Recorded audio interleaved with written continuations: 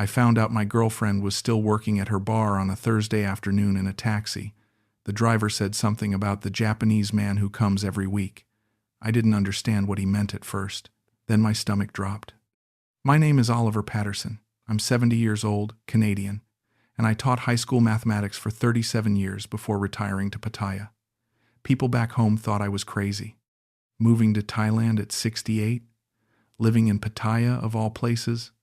But I'd visited twice before, loved the weather, loved the cost of living, and honestly, I was tired of Canadian winters. My wife died 6 years ago. Cancer. Our kids are grown, living their own lives in Vancouver and Toronto. I had my pension, my health, and no reason to stay in a house full of memories that hurt to look at. I met Nattaya in March of 2023. I was eating dinner alone at a small restaurant near my condo on Soi Buakhao. She was my waitress. Beautiful girl, 30 years old, with this smile that made her whole face light up. We started talking. Her English was decent, better than my Thai, which was practically non-existent back then. She told me she worked at the restaurant during the day and studied English at night. She had dreams of becoming a tour guide, she said. Wanted to work with tourists, show them the real Thailand, not just the party side of Pattaya. I believed every word. We exchanged line contacts that first night. Started messaging.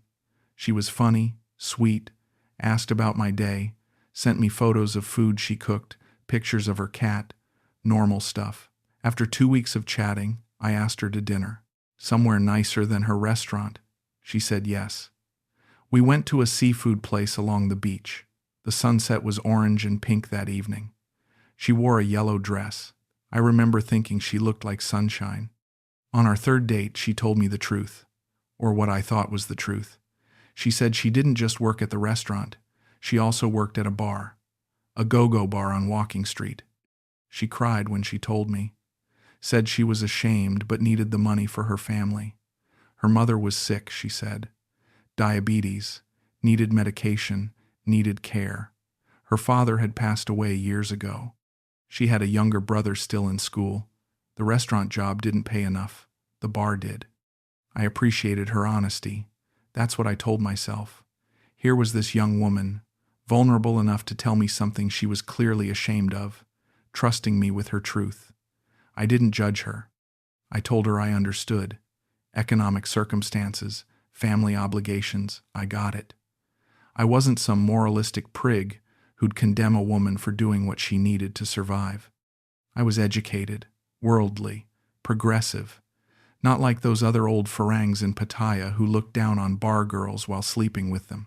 I thought I was different. She said she wanted to quit, hated the work, hated the men, hated feeling like merchandise, but she couldn't afford to quit unless she had stability, security. I didn't offer money right away. I wasn't stupid, but I told her I cared about her, wanted to keep seeing her, wanted to see where this went. She said she wanted that too. We became official in April, boyfriend and girlfriend. She introduced me to some of her friends, other girls who worked in bars or restaurants. I met her brother once, via video call. Seemed like a nice kid, maybe 19 or 20. She showed me photos of her mother, older woman with Nattaya's smile. Everything felt legitimate. By June, she told me she'd quit the bar, just stopped going. She said she'd saved enough money, and with me helping her a little, I'd started giving her 10,000 baht a month, which wasn't much to me but helped her she could afford to leave. I was thrilled. Felt like I'd helped her escape something degrading, something beneath her. She got a job at a massage shop near my condo. Legitimate massage, she insisted. No funny business. I believed her. Our relationship was good. Better than good. She stayed at my condo 4 or 5 nights a week. We'd cook dinner together, watch movies, talk about our days. The sex was fine. Not amazing, but tender, affectionate. She called me her handsome farang, and I called her my beautiful girl. We talked about the future sometimes. Maybe moving to a bigger place together. Maybe visiting Canada one day. I introduced her to other expat couples I knew. She fit in well enough, smiled, nodded, let me do most of the talking. Looking back now, I can identify the exact moments things started changing. It must have been October, or maybe November. The timelines blur together in my head now, all the little shifts I noticed but explained away. First thing I noticed, her phone. Nattaya had always been casual about her phone around me. Left it on the table, didn't flinch if I glanced at the screen. But sometime around October, or was it September, she started keeping it face down. Started taking it with her to the bathroom. I noticed because one evening I needed to check the time and reached for her phone, and she practically lunged across the couch to grab it first. Laughed it off, said the screen was cracked and she didn't want me cutting my finger. The screen wasn't cracked. Second thing, her schedule became less predictable. The massage shop supposedly had fixed hours, 10 in the morning until 8 at night, 6 days a week, but she started coming over later. 9:30, 10 o'clock. Said they'd been busy, lots of customers. Her boss asked her to stay late. Made sense, tourist season was picking up. But then some nights she wouldn't come over at all. Said she was tired, wanted to sleep at her own place. That was new. For months she'd practically lived at my condo. Now suddenly she needed space? Third thing, she became protective of her schedule. I'd suggest we go to dinner on a Wednesday, and she'd say she couldn't. Had plans with friends. Which friends? Oh, just girls from work. Doing what? Shopping, or maybe going to a temple.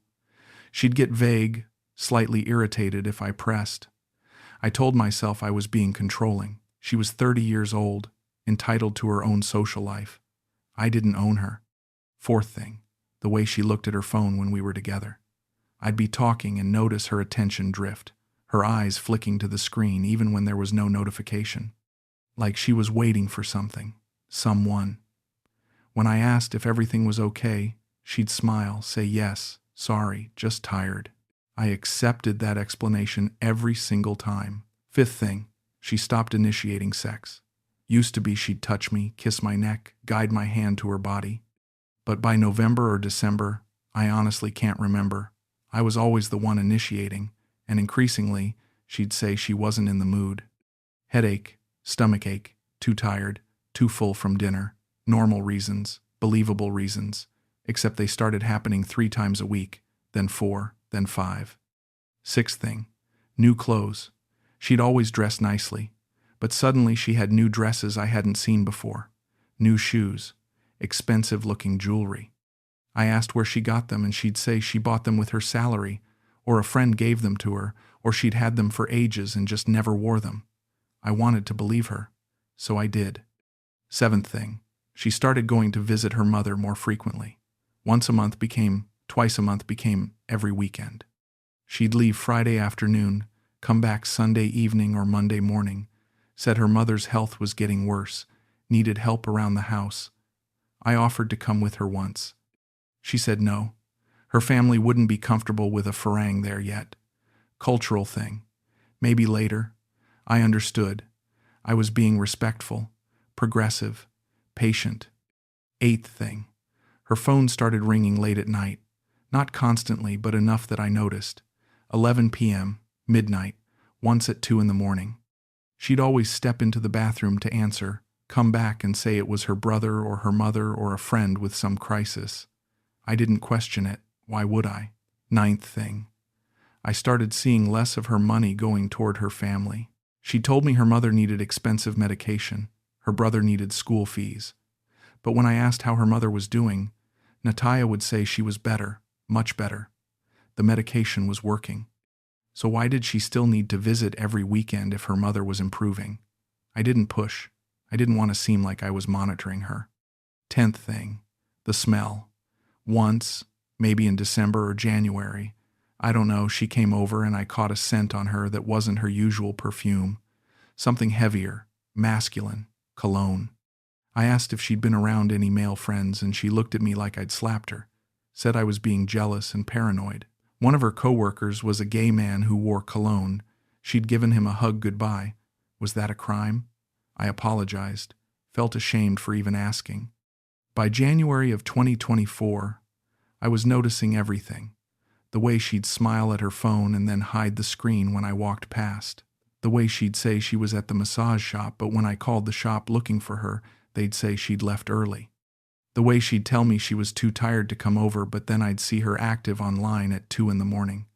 The way her excuses never quite lined up with the previous excuses. I started keeping a mental catalog, told myself I was being paranoid, but I couldn't help it. My brain, trained by decades of teaching math, started looking for patterns. If she said she was visiting her mother from Friday to Sunday, but on Saturday I saw her online at 10 p.m., was she really in her home village? If she said the massage shop was busy but I walked past and saw it mostly empty, where was she? If she said she needed to save money but kept showing up with new things, who was buying them for her? I talked myself out of suspicion 100 times. She loved me. She'd quit the bar life for me. We had something real. I wasn't like the other Farangs, the ones who dated bar girls and got played. I'd approached this relationship with respect, with genuine affection, with cultural sensitivity. That made me different. That protected me. In February, I walked past her old bar. I don't know why. Curiosity, maybe. It was early evening, around 7. The lights were on, music thumping, girls in bikinis dancing on the elevated platforms. I glanced inside, just a quick look, and my heart stopped. There was a girl who looked exactly like Nattaya. Same build, same hair, same way of moving. But it couldn't be her. She'd quit months ago. She was working at a massage shop. I was seeing things, projecting my paranoia. I walked away. Didn't investigate further. Told myself I was losing my mind. A week later, one of my expat friends, Brian, asked me how things were going with my girl. I said, "Great, everything's fine." He gave me this look, this pitying look.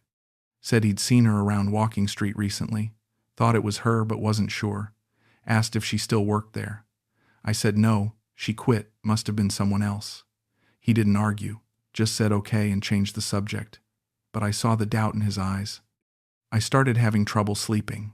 Would lie awake, replaying conversations, analyzing her body language, dissecting her excuses. My left eyelid developed a twitch. Constant twitching. Drove me insane. Went on for weeks. Doctor said it was stress. I didn't tell him why I was stressed. In early March, I decided I needed to know for certain. Not accuse her, not confront her, just know. I told her I had a dinner meeting with some other expat teachers on a Thursday evening. Made it sound boring, professional, nothing she'd want to attend. She said that was fine. She'd stay at her place that night, see me Friday. Thursday evening, I didn't go to any dinner. I took a taxi to Walking Street, walked past her old bar, stood across the street, partially hidden behind a group of tourists, watched the entrance, waited. 7:30, 8 o'clock, 8:30, and then I saw her, walking into the bar, carrying a small bag, wearing a tight dress I'd never seen before. She greeted the mama-san at the door like an old friend, walked inside, disappeared into the darkness and flashing lights. I stood there for maybe 20 minutes, couldn't move, couldn't think. Just stood there, watching the entrance, waiting for my brain to come up with some explanation that made this okay. Maybe she was just visiting friends who still worked there. Maybe she was picking something up she'd left behind. Maybe, but no. I knew. Of course I knew. I walked back to Beach Road, hailed a taxi, sat in the back seat, staring out the window at the neon lights blurring past. The driver was chatty. Asked where I was from, how long I'd been in Thailand, if I liked Pattaya. I gave short answers. He kept talking. Then he said, "You have Thai girlfriend?" I said yes. He said, "Be careful. Thai girl, very clever. My customer last week. He find out his girlfriend have 3 Farang boyfriend. Very bad." I didn't respond. He glanced at me in the rearview mirror and continued. "Your girlfriend? She work in bar?" I hesitated. Said, "She used to. She quit." He laughed. Not mean, just knowing. They always say they quit, but bar money too good. Hard to quit for real. I stared at the back of his head, asked, "How do you know if she really quit?" He shrugged. "You go to bar, you check. If she there, she not quit." I said, "I just did. She's there." He went quiet for a moment. Then, "She have other boyfriend?" I said I didn't know. He said, "Probably yes. Many bar girl have regular customer. Japanese man, Korean man, farang. Give her money every month. She tell each man he only one. Something cold settled in my chest.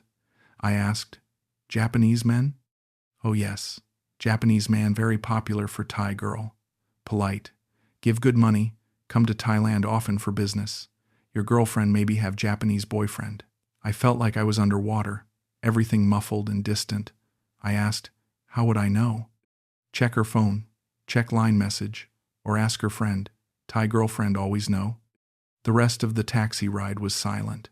He dropped me at my condo. I tipped him extra. Don't know why. Maybe because he'd just confirmed everything I'd been trying not to believe for months. I went upstairs, sat on my couch, didn't turn on the lights, just sat there in the dark, thinking. The anger I expected didn't come.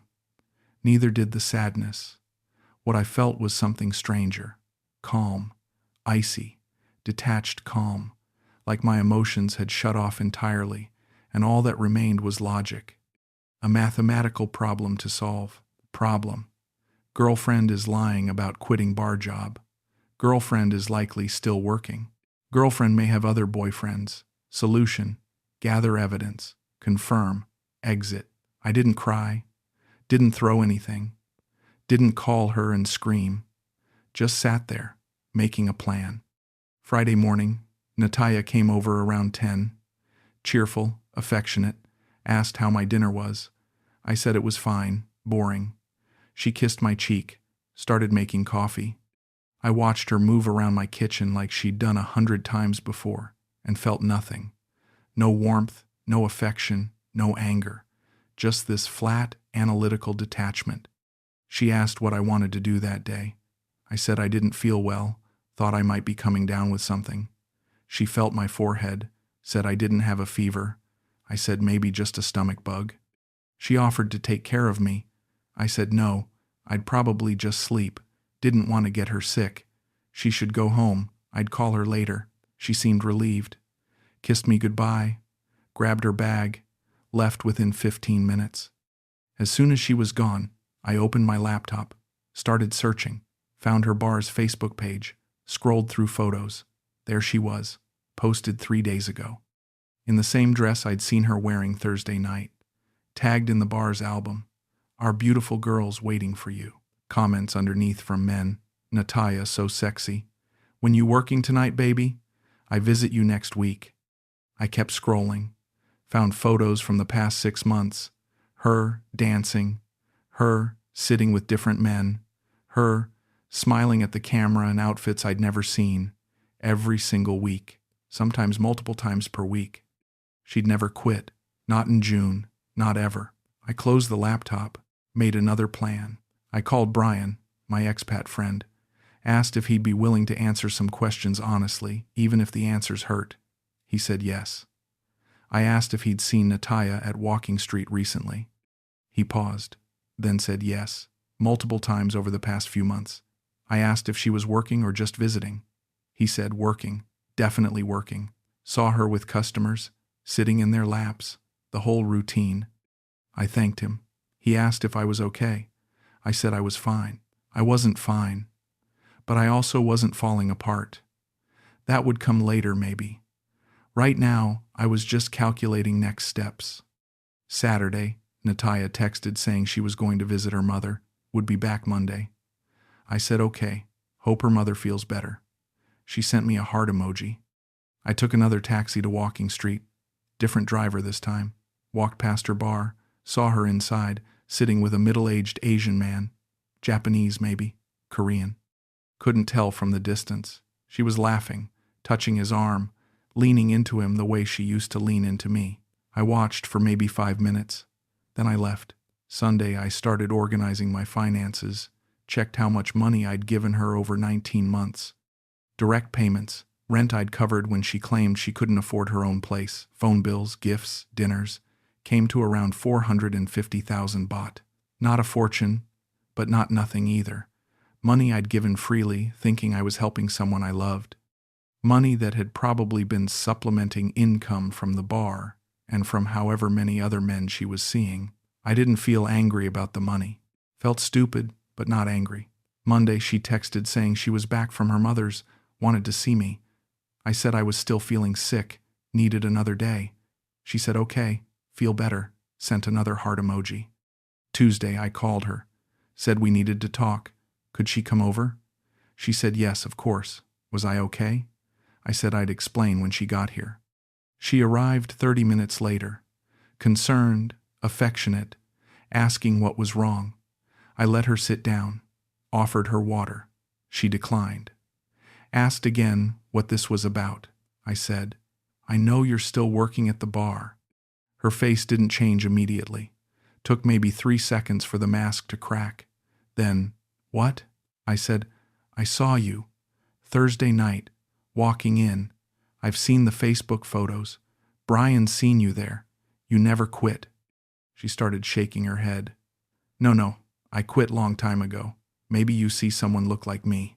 I said, I saw you Thursday. You were wearing the black dress with the silver straps. Her mouth opened, closed, opened again. I just visiting my friend. I said, there are photos of you working there from last week, from last month, from 6 months ago. You've been lying to me since June. She switched tactics, started crying. Okay, yes, I still working, but only sometime, only when I need money. My mother's so sick, I need money for hospital. I said, your mother's fine. You told me in January she was better. She better, then she's sick again. You don't understand. Thai family, very expensive.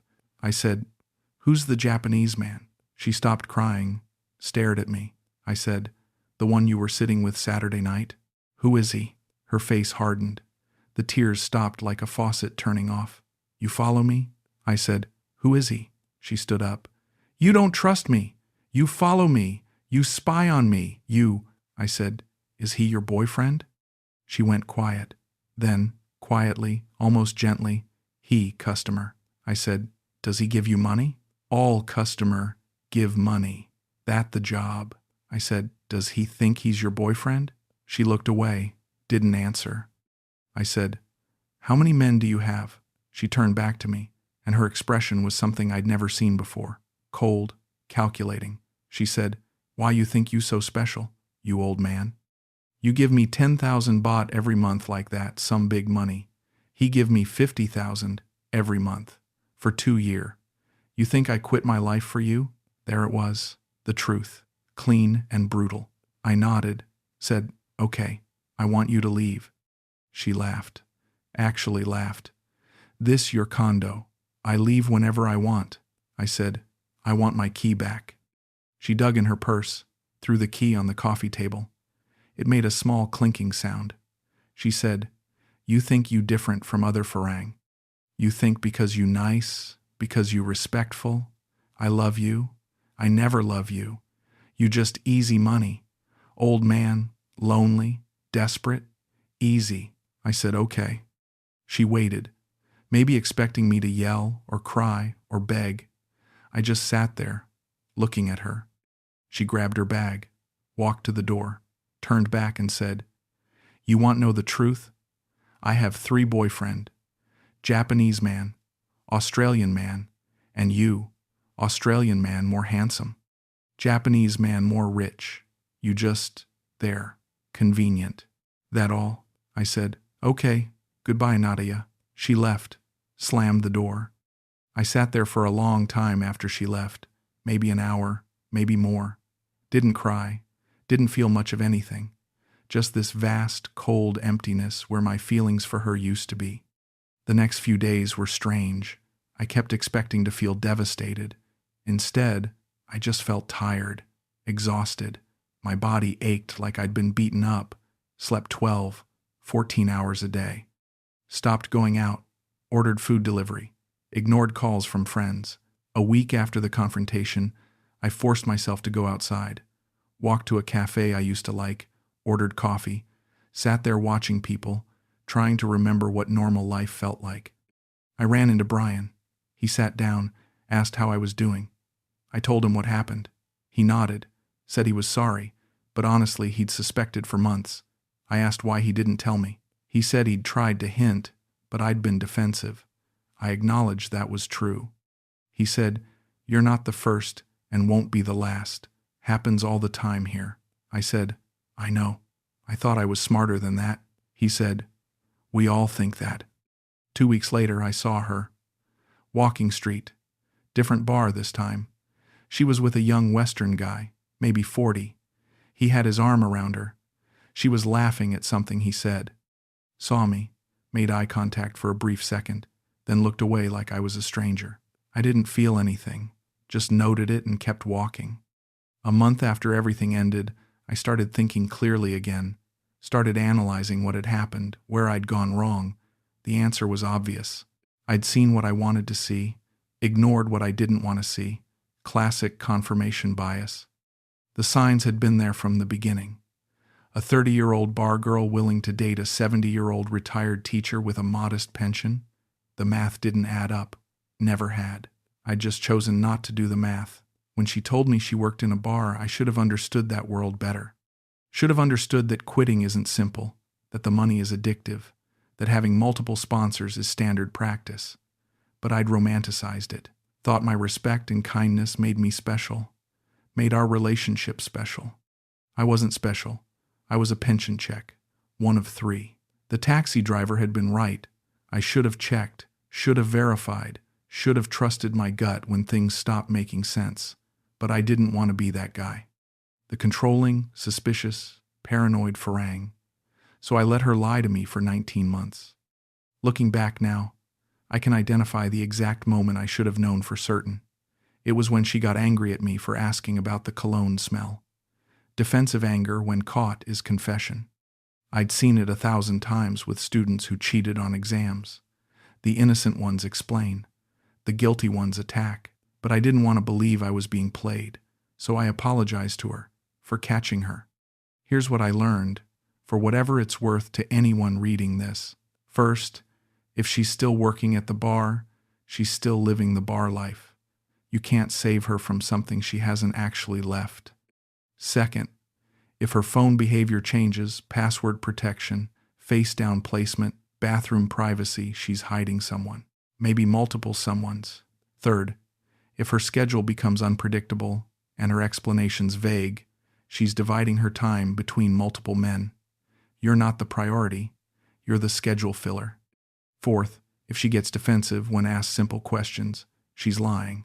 Honest people explain. Liars attack. Fifth, if your expat friends are giving you pitying looks, they know something you don't. Listen to them. They're not jealous. They're experienced. Sixth, if she's still working at the bar and claims it's just sometimes or only when she needs money, she's working there full-time and has regulars who think they're boyfriends too. Seventh, if she has expensive things you didn't buy her, someone else did. She's not magically good at saving money. Eighth, if the relationship feels too good to be true, it is. 30-year-old beautiful women don't fall in love with 70-year-old foreign men because of personality. They fall in love with financial security. Ninth, if you think you're different from other Farangs, you're not. You're exactly the same. We all want to believe we're special. None of us are. 10th, trust your instincts. When something feels wrong, it usually is. Don't let ego or loneliness override your common sense. I'm still in Pattaya. Different condo now, different area. Haven't dated anyone since. Probably won't for a while. Maybe ever. I'm 70 years old. Don't have the energy for that kind of pain again. Nattaya's probably told the new guy the same story she told me, about quitting the bar, about her sick mother, about wanting a real relationship. He probably believes her like I did. Maybe he's smarter than me. Maybe he's checking. But probably not. We never check until it's too late. If you're reading this and you're in a similar situation, older foreign man, younger Thai girlfriend with a bar background, do yourself a favor. Go to her bar on a night she says she's somewhere else. Just go. Look. If she's there, you have your answer. If she's not, maybe you're one of the lucky ones.